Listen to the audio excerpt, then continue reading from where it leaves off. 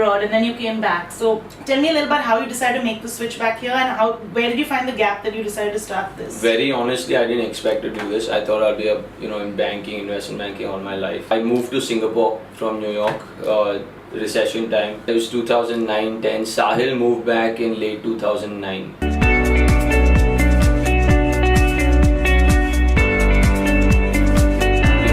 Idea. I said, listen, just come back, join me, and let's start this thing. So we have a lot of people who are on our page, who ask us for startup advice because they're people starting out and don't know where to look. So if you could give me 3 tips for any of them starting out. Build the business by looking at the fundamentals. Don't get overawed by capital raising. Raising capital doesn't mean you've won the game.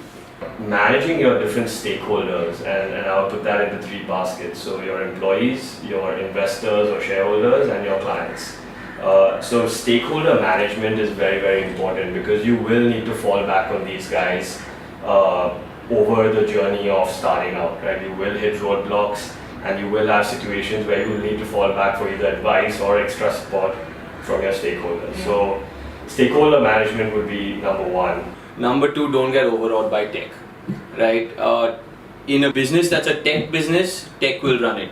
But if you're running a business that is delivering food or is delivering a service or is manufacturing something, use tech as an enabler.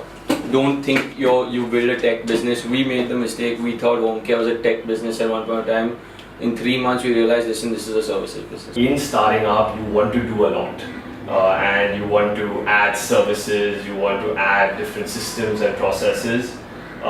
We've made that mistake also, but you got to keep reminding yourself that this is a long journey and you're not going to build the largest company in the world in your sector within a year or 2 years. Understand your business fundamentally. So if you're manufacturing something, know how many nuts and bolts go into that engine, right? If you're providing a service, we provide cleaning services. Sahil and me can go and clean a bathroom. Using the chemicals, using the gloves, we both understood and learned how to do it. The sector you're in will go through peaks and troughs, right? So if you are in the tech business or you're in real estate or in financial services, you will have peaks and troughs. At that point, don't start looking, if you're in a trough, don't start looking at, setting up something that is the flavor of the month or adding a service, right? So you need to be swimming, and at some point the wave will come and you'll be pushed faster. Don't try and pick up a surfboard and catch a wave, which is the flavor of the month, because usually that ends badly. It's so difficult to get your brand out there because marketing means there are 100 ways you can market your brand. So what is something that you feel has worked for you? We have 2 businesses. One is a home services business, which we had done a lot of marketing for. We actually spent 10 times the amount trying to build out that business than we did with Sila, because it was B2C. In those businesses, I think you've got to be very prudent. You've got to check what your customer acquisition cost is at all times. Don't get excited listening to all these digital marketing agencies. Just build it slowly. Organic has worked best for us. On the Sila front, marketing is a little different, right? It's more relationship driven. It's a B2B business. We have to really reach out to the admin head, the procurement head, the VPs heading facilities at all these big, or construction and all these big companies. So we use LinkedIn a fair bit. We've started, PR is an engine that we've actually just turned the switch on. You need to create noise, get known. I think it's the cheapest form of marketing really. So we've started doing a bit of that, but again, it's really the hustle. So a lot of people ask me about the big F word, which is funding. How should we go for funding? People get a lot of people get lured by it. Is it the right thing? So what are your opinions on funding and raising money for any company? A lot of people who can write these 10 to 25 lakh check sizes, but you want people who are actually going to understand that this is a long journey, right? So when you're looking or raising funding, just instead of just looking at the quantum you're raising, you need to also pick the partners very, very carefully. And then as you go along the journey, very few people understand balance sheet in India. And if an entrepreneur even doesn't have a finance background, it's very important to maybe do a 101 in finance, accounting, and understanding the balance sheet and accordingly raising money, right? So you don't raise money just because it's available. Those days are gone.